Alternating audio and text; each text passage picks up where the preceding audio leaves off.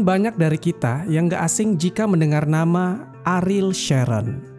Ya, dia adalah Perdana Menteri Israel yang ke-11 yang menjabat dari 7 Maret 2001 sampai 14 April 2006. Ariel Sharon memiliki nama asli yaitu Ariel Scheinerman. Dia lahir di Kfar Malal, Palestina tahun 1928 dan meninggal mengenaskan pada tahun 2014 di Tel Aviv, Palestina. Di dalam lingkup kehidupan keluarganya, Ariel Sharon sudah didoktrin sedari kecil oleh keluarganya untuk mendukung gerakan Zionisme. Ada yang menarik dari kisah kematian Ariel Sharon ini, teman-teman. Bagaimana Allah Subhanahu wa Ta'ala hinakan dia di akhir penghujung hidupnya. Ariel Sharon pernah terbaring koma selama 8 tahun. Kondisinya sangat tersiksa dalam sekarat. Ariel Sharon punya sejarah hidup yang tidak bisa lepas dari kekejaman Zionis terhadap tanah Palestina. Sampai-sampai dia dijuluki si tangan besi, karena selama hidupnya tak terhitung berapa nyawa warga Palestina yang dia bantai. Dia adalah biang dari terbunuhnya warga sipil Palestina yang kebanyakan anak-anak dan perempuan. Sharon menjelma sebagai sebuah teror yang mengerikan saat itu. Jet-jet tempur dan pesawat tanpa awak meluncurkan roket yang menghantam pemukiman Palestina, hingga membuat lebih dari 100 warga Palestina meninggal hanya dalam waktu seminggu saja. Sosok Ariel Sharon adalah simbol dari kebiadaban waktu itu. Di panggung politik Timur Tengah dan internasional, Ariel Sharon merupakan seorang figur yang kontroversial. Sharon adalah jenderal kejam yang tangannya berlumuran darah rakyat Palestina. Sebuah kutukan kemudian mengakhiri hidupnya. Para dokter pernah memasukkan Ariel Sharon ke ruangan operasi untuk dilakukan pembedahan. Dia memiliki luka yang membusuk. Lalu operasi dilakukan untuk menyambung bagian-bagian ususnya yang telah membusuk. Dan infeksinya telah menyebar ke bahagian tubuhnya yang lain. Penyumbatan yang terjadi di otaknya menyebabkan kerusakan di sekujur tubuhnya hingga membuatnya jadi membusuk. Sejak terserang stroke pada 4 Januari 2006 lalu, pertama kalinya dia dirawat di Rumah Sakit Hadassah Ein Karim di Yerusalem dan kemudian di Shem Sheba Medical Center di Tel Hashomer. Menurut Komite Keuangan Knesset, ongkos pengobatan Sharon setiap tahun sekitar 440 juta US dollar atau setara dengan 4,25 triliun rupiah. Nyawa Sharon terancam, kata juru bicara rumah sakit Yael Bosem Levi kepada kantor berita Associated Press waktu itu. Saat itu Sharon memasuki usia 85 tahun. Kedua matanya dalam keadaan terus terbuka. Dokter-dokter yang merawat Sharon memberikan keterangan terkait kesehatan Sharon. Saat akan ditanya sampai kapan keadaan Sharon akan terus seperti ini, Shlomo Sejev, dokter senior yang merawatnya mengatakan, kalau dikaji dari usia rata-rata di keluarga Sharon, ibu dan neneknya mati di atas usia 90 tahun. Shlomo kemudian memperkirakan Sharon akan tetap dengan keadaannya yang seperti ini hingga lewat usianya di atas 90 tahun. Sharon tergolek tak berdaya dengan bantuan berbagai alat medis yang tertancap ke tubuhnya. Termasuk itu memakai respirator dalam sebuah ruangan khusus di Rumah Sakit Tel Hashomer di sebelah timur ibu kota Tel Aviv. Tidak ada upacara khusus atau sekedar ucapan simpati buat lelaki 85 tahun itu. Semua orang telah melupakannya, kata Renan Gisin, mantan penasihat Ariel Sharon. Cobalah pegang tangannya, belai rambutnya yang memutih, dan sapalah dia dengan bahasa orang Arab yang sangat dibencinya. Kaifa haluk ya Sharon? Saat Sharon terkena stroke, seorang kru televisi Israel berhasil merekam gambarnya yang sedang berada di belakang sebuah mobil ambulan. Dia terbaring setengah duduk dalam keadaan sadar. Itulah gambar terakhir dari Sharon yang dimiliki media. Sebab saat itu, keluarga Sharon sengaja menutup rapat-rapat segala informasi tentang kondisi salah satu tokoh kontroversial dalam sejarah Zionis Israel itu. Semenjak Sharon palsu didatangi banyak pengunjung di Kishon Gallery, Sharon asli terbujur kaku, tidak sadarkan diri beberapa kilometer jauhnya di Shem Sheba Medical Center Tel Hashomer. Sharon, yang akrab dipanggil Arik, terkena stroke berat sehingga otaknya dibanjiri darah. Beberapa media internasional mengabarkan bahwa dia sudah mati. Iya, Sharon sudah mati. Hal itu wajar saja, karena setelah dinyatakan stabil pada 5 Januari 2006 oleh tim dokter, saat itu di Rumah Sakit Hadassah, keesokan harinya Sharon dimasukkan lagi ke ruang operasi. Pada hari ke-6, dokter berupaya membangunkannya dari keadaan tidak sadar dengan cara mengurangi dosis obat anestesi. Ia pun kemudian bisa bernapas sendiri dengan bantuan respirator dan sedikit memberikan respon terhadap stimulus rasa sakit di lengan dan kakinya. Tetapi Sharon yang sudah berpindah rumah sakit tidak juga bangun. Meskipun keluarga sudah memperdengarkan alunan musik klasik karya komposer Mozart kesukaannya, seperti yang disarankan oleh dokter. Hari berganti pekan, pekan berganti bulan. Sharon tidak lagi dikabarkan menderita pendarahan pada otaknya. Hanya saja, berbagai infeksi menyerang organ-organ tubuhnya yang lain secara bergantian. Dari otak, infeksi pindah ke paru-paru, ke ginjal, ke dalam darah, begitu seterusnya. Jantungnya yang diketahui bocor sejak sebelum koma ikut memperburuk keadaannya. Tim dokter yang merawatnya hanya menyampaikan 2 kabar tentang Sharon, yaitu kondisinya memburuk karena ada gangguan pada organnya, atau stabil tetapi tetap dalam keadaan koma.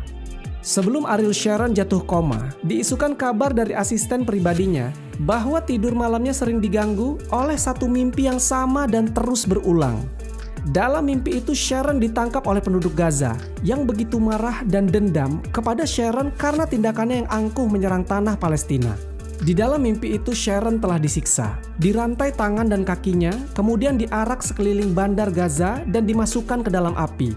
Mimpi itu mengganggu Sharon setiap malam hingga dia jatuh koma. Tiada yang tahu akan derita Sharon menanggung mimpi-mimpi itu kecuali asisten pribadi Sharon. Asisten tersebut mengungkapkan mimpi-mimpi Sharon itu kepada khalayak di Israel pada tahun 2008. Khalayak di Israel telah menyiarkan berita tersebut, kemudian dikutip oleh media-media Asia Barat seterusnya tersebar. Demikianlah kita saksikan keadaan musuh Allah Subhanahu wa Ta'ala. Sharon merupakan musuh Islam yang sangat kejam dan gemar menumpahkan darah. Penyumbatan yang terjadi di otaknya menyebabkan kerusakan di sekujur tubuh hingga membusuk, namun ia masih hidup. Pada usia 14 tahun, Ariel yang menerjemahkan dukungannya terhadap Zionisme dengan cara menyerang rakyat Palestina itu mulai masuk organisasi bersenjata. Ia bergabung dengan kelompok mafia Haganah. Dan beberapa tahun kemudian, masuk satuan infanteri Israel Brigade Alexandroni. Sebagai militer yang gemar melakukan serangan brutal, Ariel yang kemudian menjabat komandan terus melancarkan teror terhadap rakyat Palestina. Dalam berbagai pertempuran yang dialami, Ariel sempat terluka dan hampir saja tewas. Karir militernya terus menanjak. Pada tahun 1949, dia dipercaya memimpin unit intai tempur Brigade Golani. Tak hanya berkarir di militer, tahun 1950, Ariel masuk Universitas Ibrani Yerusalem dan mengambil studi sejarah dan kultur Timur Tengah. Karena konflik Israel-Palestina makin memanas setahun kemudian, Ariel aktif kembali di militer Israel dengan pangkat mayor dan memimpin unit khusus Unit 101. Unit pasukan khusus yang bertugas menyergap gerilyawan Palestina ini dikenal sangat kejam. Pada 1953, mereka pernah membantai 69 penduduk Palestina. Akibat peristiwa pembantaian itu, Ariel mendapat julukan baru, penjagal dari Beirut. Perang demi perang terus dijalani Ariel, mulai dari perang di Terusan Suez, perang 6 hari, dan perang Yom Kippur. Perang yang membuat nama Ariel Sharon naik turun itu, rupanya membuat nasibnya tetap beruntung mengingat pangkat mayor jenderal berhasil disandangnya. Foto Ariel yang bagian kepalanya terbalut perban saat bertempur di Terusan Suez bahkan menjadi simbol kekuatan militer Israel. Usai perang, Ariel terpilih sebagai anggota Knesset, semacam kabinet di Israel. Akan tetapi, pada tahun 1974, Ariel mundur dari Knesset sekaligus pensiun dari dunia militer. Ariel lalu bergabung dengan partai politik yang selanjutnya menjadi kendaraannya meraih kesuksesan, yaitu di Partai Likud. Selain aktif di partai, Ariel juga dipercaya sebagai penasihat keamanan Perdana Menteri Israel saat itu, Yitzhak Rabin. Tahun 1977, Ariel kembali ke Knesset dan menerima jabatan Menteri Pertanian. Tahun 1981 sampai 1983, Ariel menjabat Menteri Pertahanan. Pada periode itu, perang antara Israel dan Libanon kembali berkobar serta diwarnai peristiwa kelam. Pembantaian 3.000 pengungsi Palestina di Camp Sabra dan Shatila oleh milisi Palagis. Tentara Israel yang menyerbu Lebanon atas perintah Ariel dianggap gagal menyelamatkan pengungsi dan dituduh melakukan pembiaran terhadap pembantaian itu. nama Ariel Sharon kemudian tercoreng dan pria yang telah dicap sebagai penjagal dari Beirut ini memilih mengundurkan diri. Tahun 1984, Ariel membuat manuver politik lagi dan bergabung di Knesset. Sejumlah jabatan yang tak berkaitan dengan pertumpahan darah dipegang oleh Ariel.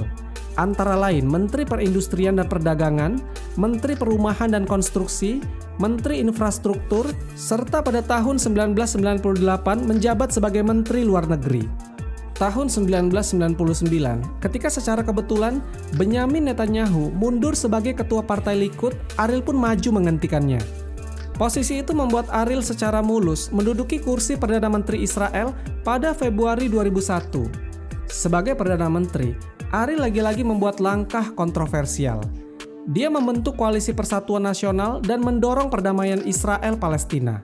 Suatu langkah politik yang dahulu sangat diharamkannya. Ariel bahkan memerintahkan penarikan mundur pasukan Israel dari jalur Gaza. Langkah ini ternyata membuat Partai Likud terpecah. Di jalur Gaza sendiri, faktor keamanan mulai dipegang pejuang yang kemudian memperdaya Israel, yaitu Hizbullah. Perpecahan Partai Likud membuat Ariel Sharon berang. Tak lama kemudian, pada November 2005, dia membentuk partai baru bernama Kadima.